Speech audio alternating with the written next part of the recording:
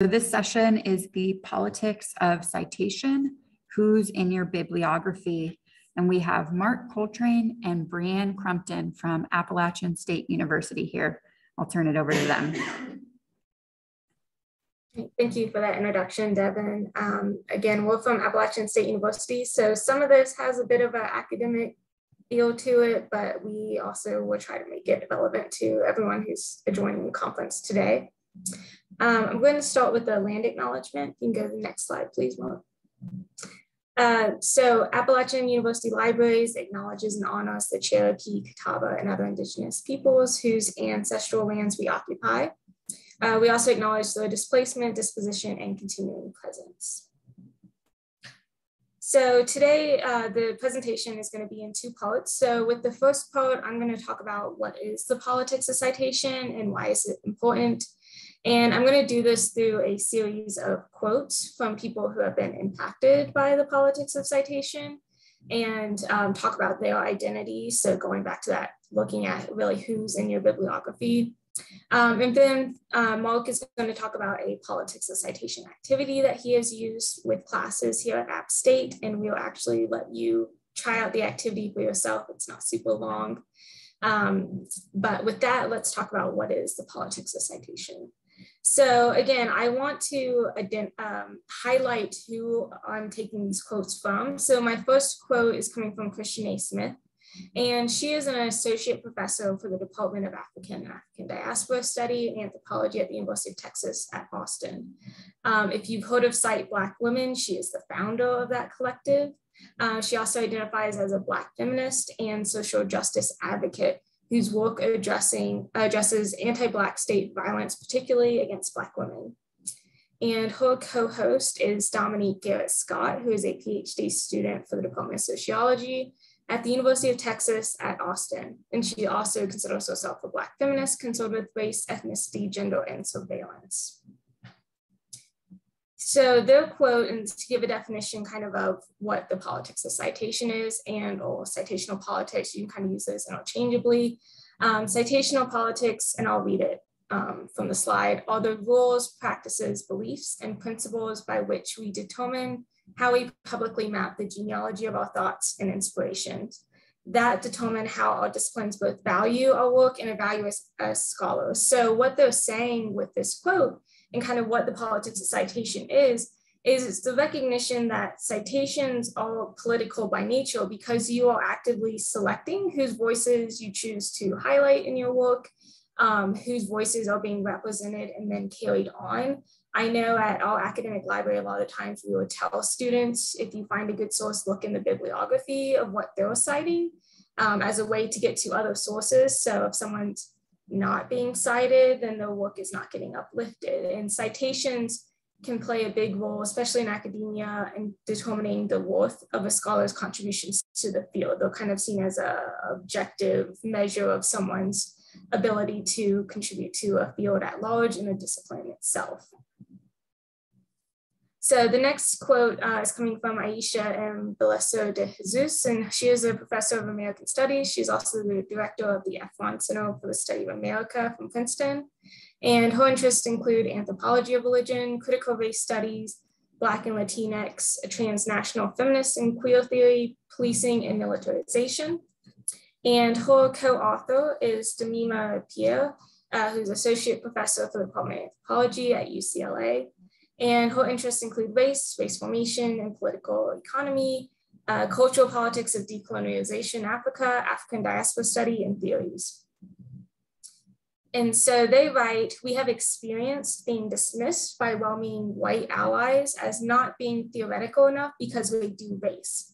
For many of us, the experience of being trivialized at AAA meetings, and AAA is the American Anthropological Association, is part and parcel to being anthropologists of color. So a lot of scholars of color do race work, as it's called, and that can be grounded in the very lived experiences and the community of practices that they come from. And because it might not be as grounded in the theory of the field, it's not seen as theoretical, and therefore it gets seen as just being descriptive or devalued. And a lot of academia is entrenched in, Eurocentric Western ways of knowledge and being that kind of ask you to put your emotion and your identity to the side.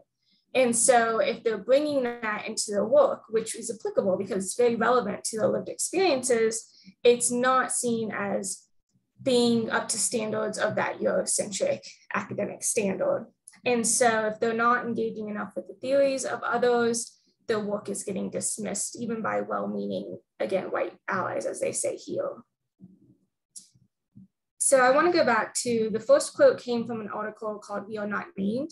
And in this article, Kristen and Dominique went through the top journals in the anthropology field, and they pulled out 5,445 citations to look to see how many of them were Black women.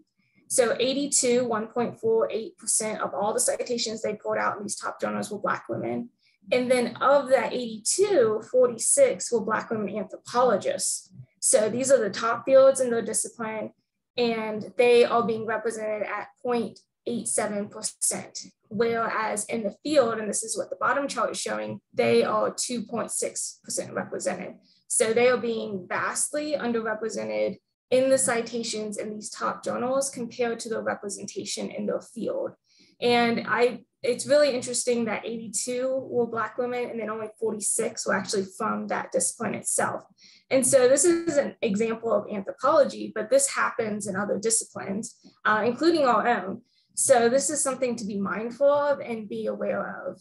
And so if you can go to the next slide, please, Mark. So they talk about in this article, our scholarship is more often than not invisible, that 0.87% of citations. And even when we are cited, our colleagues often devalue our writing as descriptive rather than theoretical. So again, mirroring what Aisha and Jemima were saying. And if the citation is the standard bearer for determining disciplinary worth, we are not recognized as conceptual framers of the field. So this has a real life impact, especially if you think about scholars and going up for tenure and promotion. They are being judged by how much work they're being put out, how recognized that work is, how much they're being cited, all these objective standards, again, quote unquote, objective standards that are part of how people get promotion and tenure. If they're not getting cited, if they're not getting recognized for their work in the field, then they're not likely to get promoted and to get tenure. And there have been plenty of examples of Black women, people of color being denied promotion and tenure because their colleagues do not understand their work. So this devaluing, this calling it not theoretical enough because it's a different way of knowledge and knowing than kind of what academia has set up. And this becomes erasure of their work. So their work is essentially being erased from the discipline. And so this can show up again with real life consequences. So I'll go to the next quote. So Sarah Ahmed, she's a British Australian scholar. She's half Pakistani. She is an independent writer of Feminist Killjoy blog, and she's a former professor of race and cultural studies. Her interests include an intersection of feminist theory, lesbian feminism, queer theory, critical race theory, and post-colonialism. And so she writes in one of her blog posts, go to the next slide, please. These citational structures can form what we call disciplines. So going back kind of to the definition of citational politics, these are interwoven in how our conversations in a discipline get taken up and formed. So you can kind of think of a discipline as basically a web of citations that's highlighting the major discourses. She says, I was once asked to contribute to a sociology course, for example, and found that all the core writings were by male writers. I pointed this out, and the course convener implied that that was simply a reflection of the history of the discipline. Well, this is a very selective history. The reproduction of a discipline can be the reproduction of these techniques of selection, ways of making certain bodies and thematic core to the discipline, and others not even part. So again, if they are not getting cited as regularly as their white colleagues, they are not becoming part of this discourse and part of the discipline.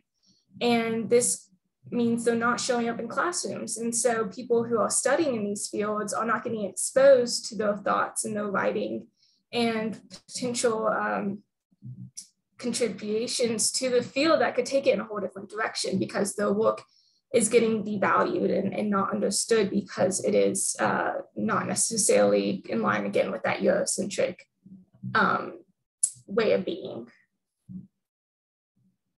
So the last quote that I'll go through, this is Moa Bailey. She's the Associate Professor of the Department of Communication Studies at Northwestern.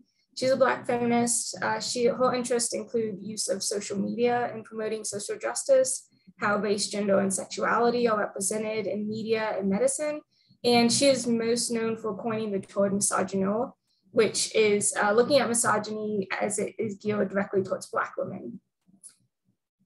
And her co-author is Trudy. She goes by Trudy. She's an independent Black writer. She created Gradient Layer, which was one of many works that she's put out, but this is the most relevant to the quote that I'm about to show. For 2012, 2015, her work has dealt with Black women in art, media, social media, sociopolitics, and culture, and she wrote extensively about misogynoir on social media. So with this quote, and this comes from Trudy directly, this was kind of an interview that they did back and forth with each other. She says, in casual conversations in social media spaces, I am almost never referenced. Most people who know the word have yet, and she's talking about misogynoir there, have yet to acknowledge how I am involved, despite being very visible in social media. My relationship to the word is incidentally or deliberately ignored. So she put a lot of time and effort in kind of expanding on Moa's work and dealing with misogynoir. But in social media, and this is, we talked a lot about academia up to this point, but social media is a spot where people can easily share the ideas of others without attribution. So she has essentially been erased from the conversation because people are either stealing her word or just ignoring that she's been part of it because they're not in that spaces. And social media has made it very easy for us to plagiarize or just copy and paste the work of others without giving them the proper attribution. So in doing that, we can easily erase someone's voice from the work that they've done. And unlike academia, where there are systems in place to kind of punish plagiarism and stealing the work of others, that doesn't exist really in social media as well. You might be able to get someone's profile banned or whatnot, but there's not really any real life consequences to just copying and pasting from someone and not giving them any recognition at all. So if you're not in an academic library, I would still be very mindful of who stuff you might be sharing on social media or with your family, and making sure you're giving attribution where it needs to be. So this problem of citation politics is really about certain voices not making it into people's bibliographies. And so this is kind of a way to start combating this issue with this presentation. So Cite Black Women is an actual collective that has looked to try to start addressing this issue. And again, this was formed by Kristen A. Smith. So this is from her work in recognizing that she's not getting, and other people in her field are not getting cited as they need to be in the recognition. So she started this collective, and they have a praxis that they go by. So their praxis is basically this: read Black women's work. And this isn't just, again, in an academic setting or scholarship, but make an effort to go out and find Black women's work who you can read to get their voice and their perspective and lived experiences. Integrate Black women into the core of your syllabus. And they also expand that to be in life or in the classroom. So if you are just someone who does a lot of casual fiction reading, like try to find Black women writers still in that vein. But try to make sure you're expanding the voices that you're reading to kind of expand your point of view and give them recognition for the labor that they have done. Acknowledge Black women's intellectual production. So this really speaks to that issue. Again, there are many experiences out there of Black women being denied tenure and promotion because their colleagues don't understand their work, they're getting devalued in how they approach it. But they are still bringing core foundations to the playing field that is just not getting the recognition it deserves. So acknowledging that intellectual production.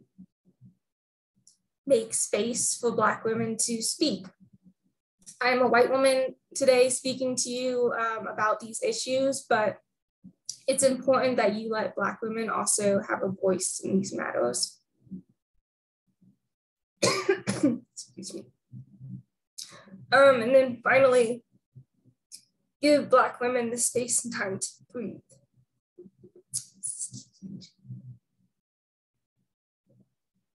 Oh, sorry about that. If I talk too much, my voice starts going. But when I'm saying give Black women the space and time to breathe, if you're thinking about number one, reading Black women's work, please don't go to your Black colleagues and ask them what you should be reading. Give them the space and time because they do a lot of labor that's unseen and invisible. So this is kind of how I interpret this as a call to do the work yourself, to really do what I did here, explore whose voices you're citing. So I'm going to now turn it over to Mark. Thank you, Breanne. And again, appreciate everyone attending today. Breanne's offered this really awesome sort of foundational sort of overview of sort of the purpose of our presentation. I first sort of was introduced to this idea kind of by accident. I was in a meeting here on campus a couple of years ago about ways to like make the curricula here more diverse, and one faculty member in the English department referenced this, and I wasn't really aware of it before, which might speak to my privilege. Apologies, I have an automatic light in my office that likes to turn off at inopportune times, but I can always get a good joke out of it, I guess.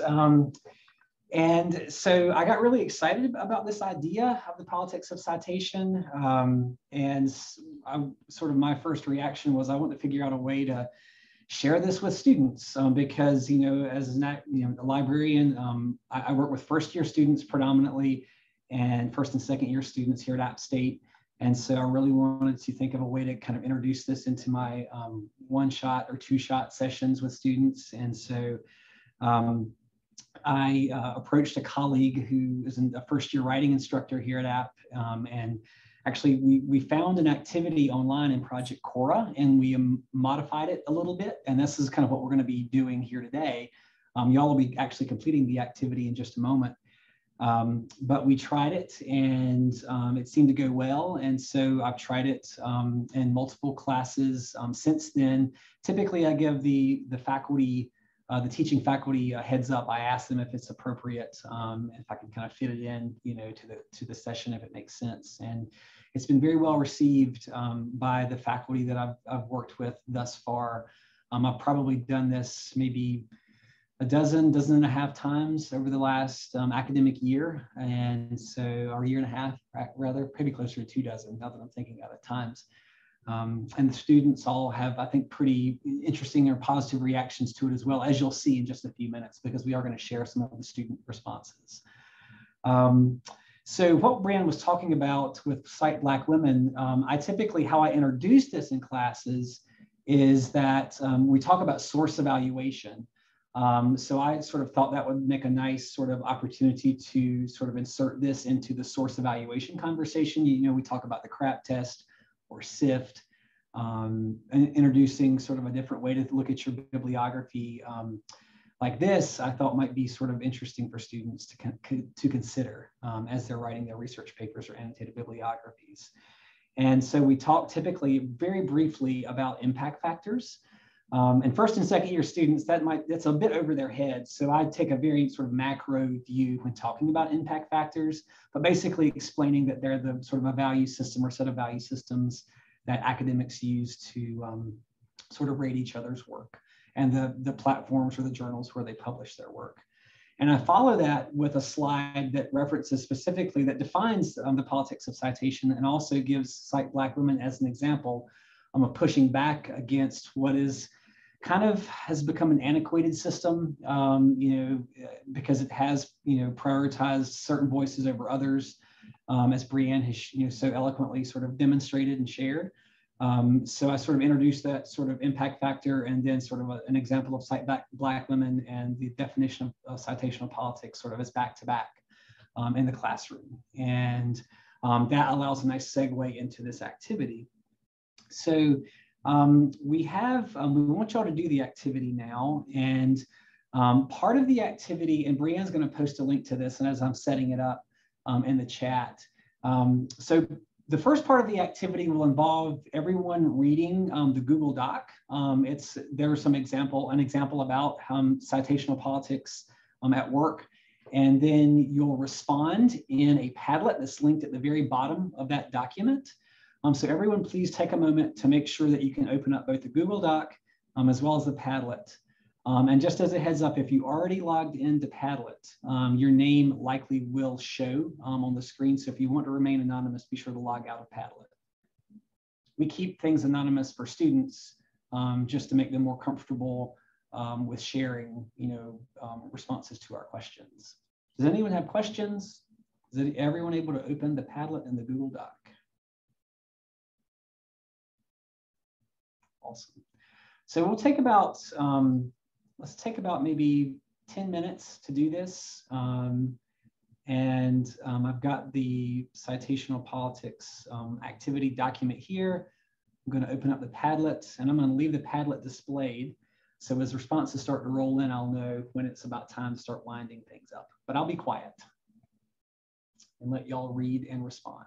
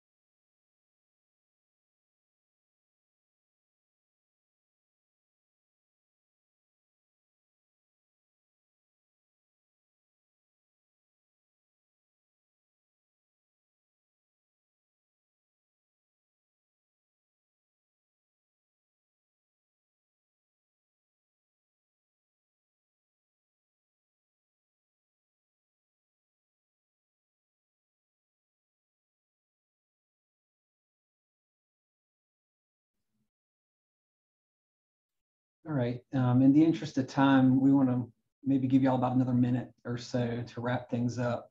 I know I said 10 minutes, but I'm going to cut y'all a little short. There's some great responses, by the way. Thank y'all for sharing, but we'll go to about 11:38 or so.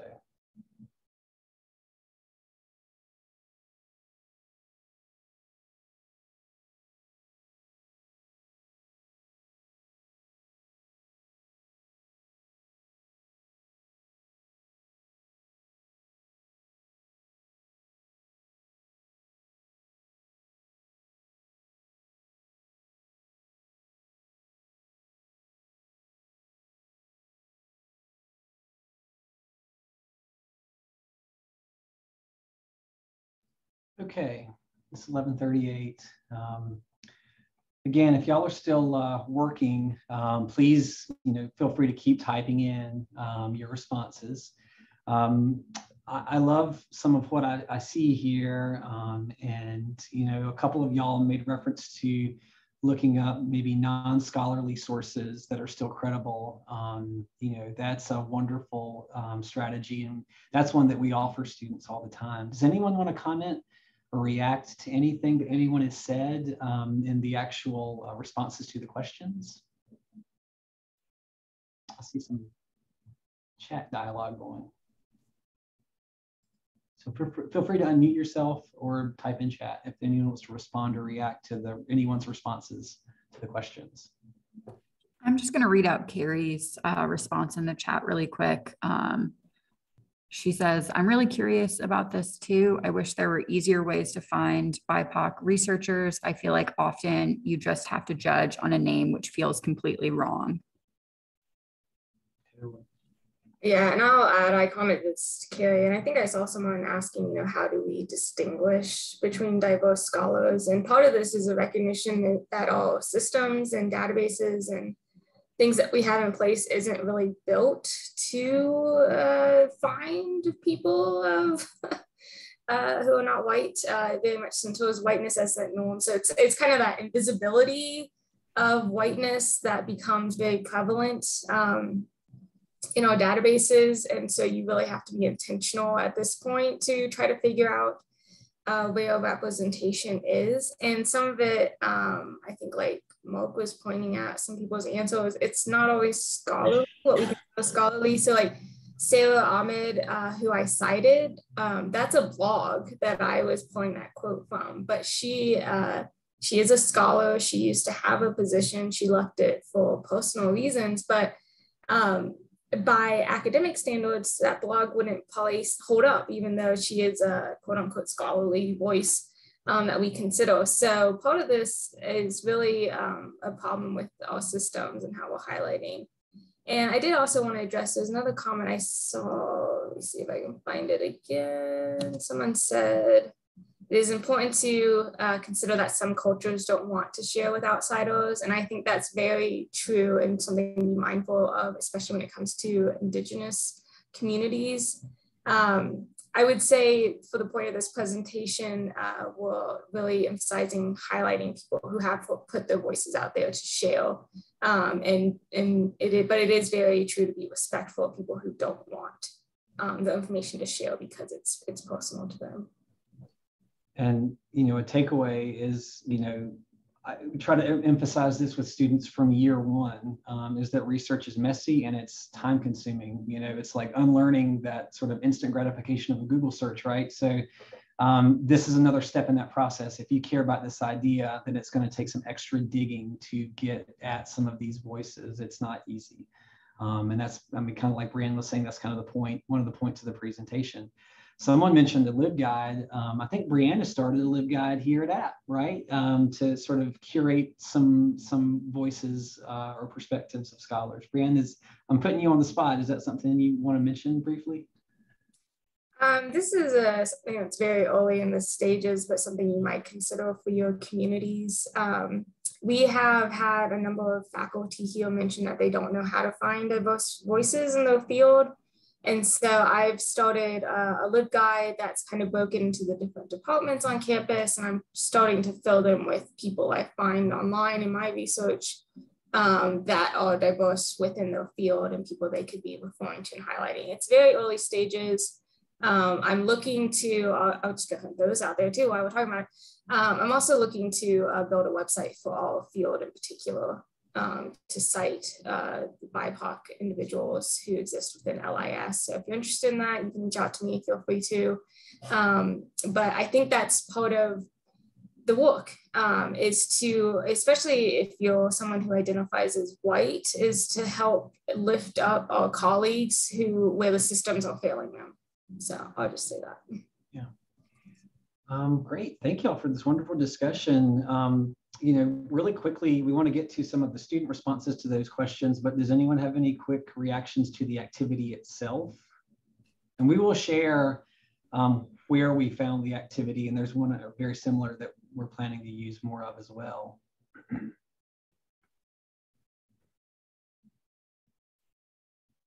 again, you're welcome to unmute or type into chat. Any reactions to the overall activity, not to the responses per se? Or questions? It seems like we got a lot of feedback that people do want to incorporate this activity into their instruction. So great. It seems really adaptable. Awesome. Thank you all. We'll circle back. We'll have some time, hopefully some time at the end for some questions and discussion as well. So we wanted to share some of the actual student responses. Oh, Anita, you've got your hand raised. I just wanted to quickly interject. I can't wait to start researching. This is really, open doors to learn, and I really appreciate it. That's all I wanted to say on that. But thank you. Thank you for the learning up. Great. Thanks. Thanks, Anita. So we've only captured or pulled into this presentation responses to those last two questions from the Padlet. The first question was more like a reading comprehension question, so we didn't want to take time out of the presentation for that. We knew y'all kind of got the gist of that part. So I'm going to read these out loud just in case. So here's one of the first student quotes from here at App. It's kind of like only listening to the popular students say something interesting when everyone else has something just as worthwhile and sometimes more worthwhile to contribute.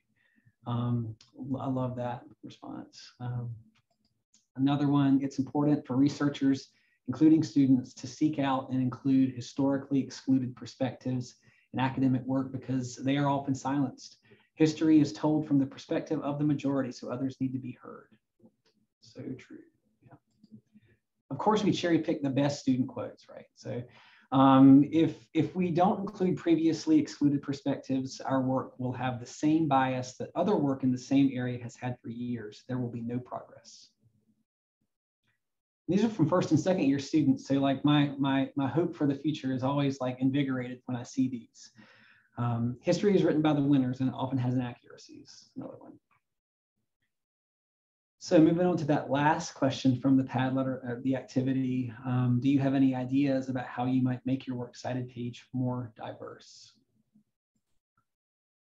I can make my works cited page more diverse by doing background research on the authors of my sources and make sure my group of authors is inclusive, which again supports a lot of what y'all said. Putting in extra effort to include perspectives from different types of people, and looking for predominant non-white scientists, philosophers in your field and their works. And then I love this too. Don't frown upon writers that don't have as much experience. So we've got, the next couple of slides kind of deal with some considerations that we've had about the activity after we've reflected and given it some thought, as well as some future ideas, and we'll get to that in just a second. One sort of worry, I guess, that I've had, and I'd be curious to get y'all's reactions to this or responses. We're kind of bound by the confines of a one-shot, which can be 50 or 75 minutes, maybe a two-shot if we're lucky. And this takes about 10 or 15 minutes out of that. And I've worried that I'm doing this topic a disservice by kind of cramming it in amongst all the other things that I have to share about, right? I could do a whole session on just this. I could do multiple sessions. I'm sure all of us could have the same sort of feelings.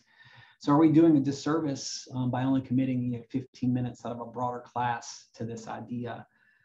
And then something else that was really specific to my population, but I'm sure I'd be curious to hear from y'all.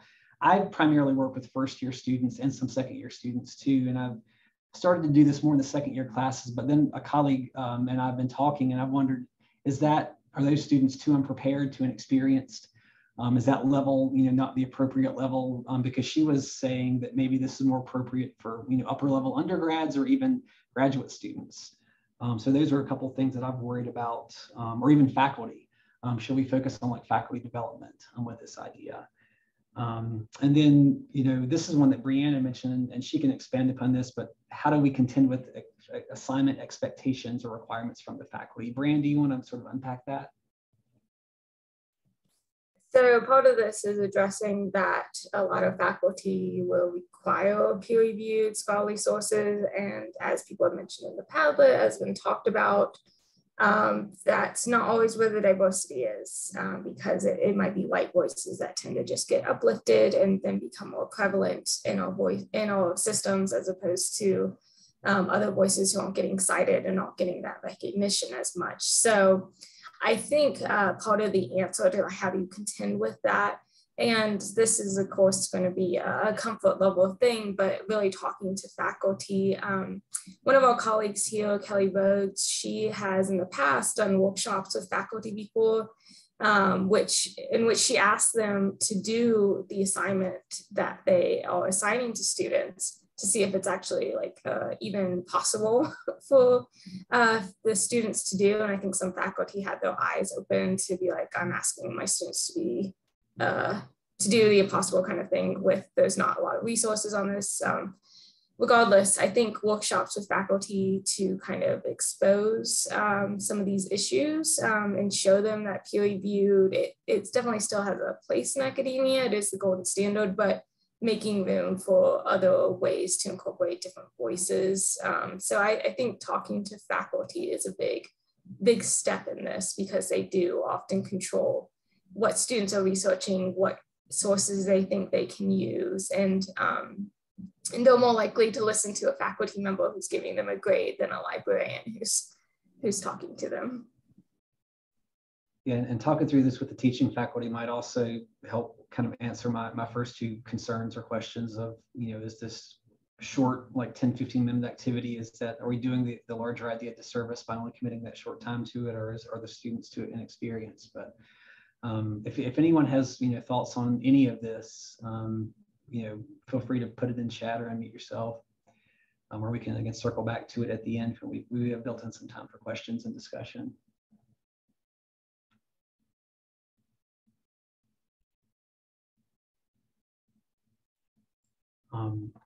Kind of, and you're going to, we can circle back to that too.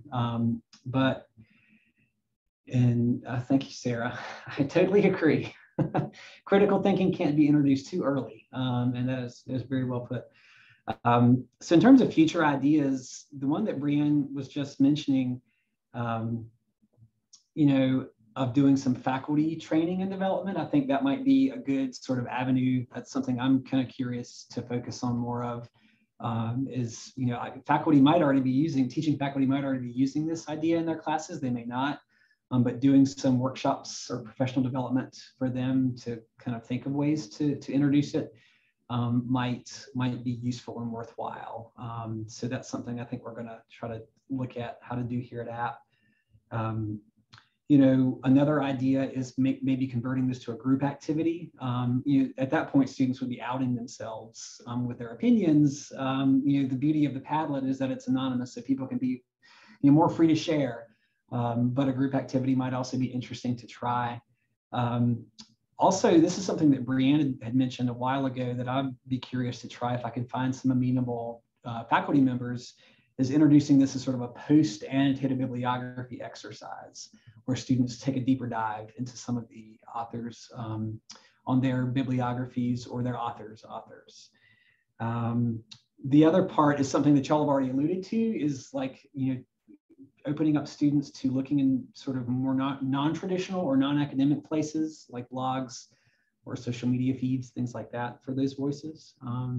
But again, we'd love to hear if y'all have ideas of different ways to either use this activity, tweak it, or incorporate it.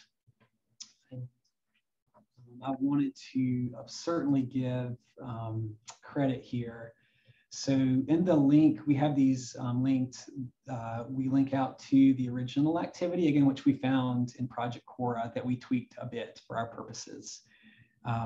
As you can see, there are actually 3 different readings, and one of those is from one of the authors that Breanne had mentioned earlier on misogynoir. I chose the peer review for Indigenous scholars because that seemed, of the 3 here, that seemed to be the most appropriate for first or second year students. But there are certainly other examples that you can use here, and that is linked in the presentation. This is the second one here, is not one that I've tried, but I also wanted it, I found it in Project Cora as well, and thought that was another really great activity that is a bit more in depth. That would require more than a 10 or 15 minute. The second activity, which I've not tried, is an entire class period with some flipped classroom work as well. So I typically don't have the luxury of that, but I wanted to highlight it here if some of y'all in the audience might have that time that you can spend with students. It's a really well done activity and offers some more concrete strategies and ways to make your works cited page more diverse. So I wanted to mention that. And also wanted to give references of our works cited and some further reading. We didn't mention this earlier, but this idea of citational politics actually dates back, I think Richard Delgado, dates back to 1984, believe it or not. It's been around a long time. So this is sort of the origins of this idea. This is the very top citation here.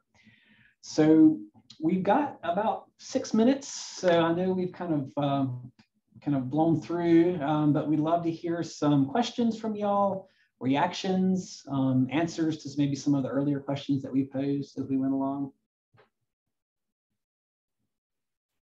We have a suggestion from Whitney in the chat, sharing talking to vendors about resources they have for this or training they do would save librarians a couple of steps. That's great. Thank you, Whitney. Absolutely.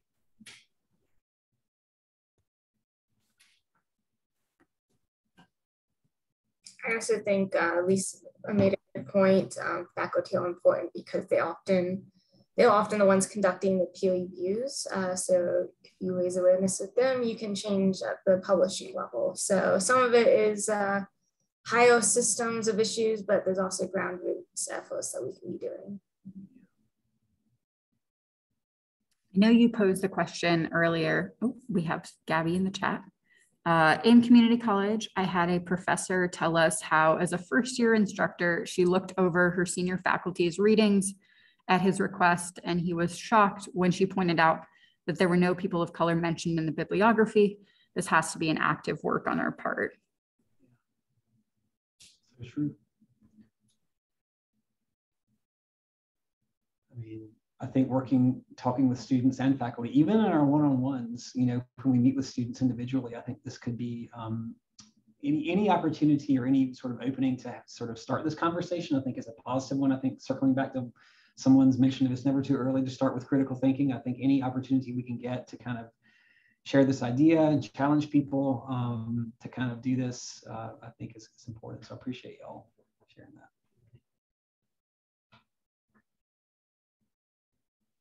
And then Whitney's also sharing, making students aware of OA resources, open access resources, could help bypass traditional gatekeepers. It's also, it's also interesting when students are maybe even part of that OA creation process, bringing in more BIPOC researchers and academics into that conversation and creating something. I know that's something that librarians have done in the past. I've often wondered if a group annotated bibliography activity, in a shared Google Doc, might be an interesting way to kind of get at this too. Students kind of looking at each other's work and commenting and things like that. Something there might be useful. I'm going to add to the OA conversation because that's come up a few times. I think OA is a great way to kind of look for other voices, but I have had faculty who have come to me and said that they are weary of OA resources because of predatory journals. So that's also something that we kind of have to contend with, making sure there's a balance there. Because predatory journals are also kind of hard to figure out and see if they're taking advantage of the authors. So the author is part of it, but also sometimes the outlet as well. Yeah, I just wanted to say, you all mentioned that this has been like an ongoing issue within academia for a long time now.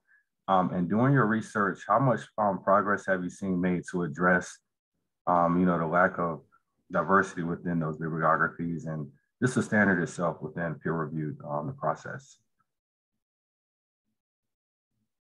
I think it's hard. It's something that's hard to measure. I don't know. I would say there's been a lot of progress right now. I would recommend the Cite Black Women podcast if people want to hear more about this issue. There is a great, it's like an hour and 40 minutes, but it's a great panel that's talking about, it's from Black women, but it's talking about the issues with this in the field. I think part of it is I have seen instances where people are starting to look at their promotion and tenure guidelines to see if it could be expanded to incorporate some of this work, because that's kind of where some of the issue has been.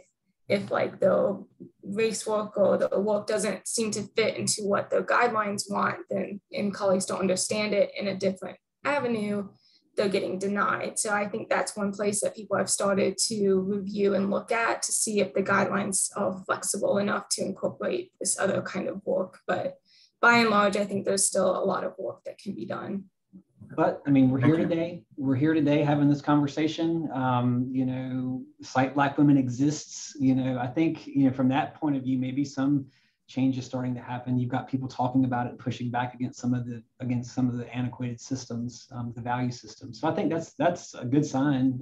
First step, yeah, definitely. Yeah, for sure. Thank you, appreciate it. Yeah, thank you. We're nearing the end of our time. Gabby's asking what was the name of that seminar. I think she's referring to the Cite Black Women podcast. Is that right? Oh, yes. Link on their website, isn't it? I mentioned there. Find that link real quick since we're at our time. I'll add the link to our presentation. Are the slides being shared, Devin, afterwards? Yeah, absolutely. Okay, I'll add that particular podcast link to our photo reading. It is long, but it's worth listening to. And y'all are welcome to get in touch with Breanne or myself. I'm going to put my email address in the chat if y'all want to follow up with questions or comments. Please feel free.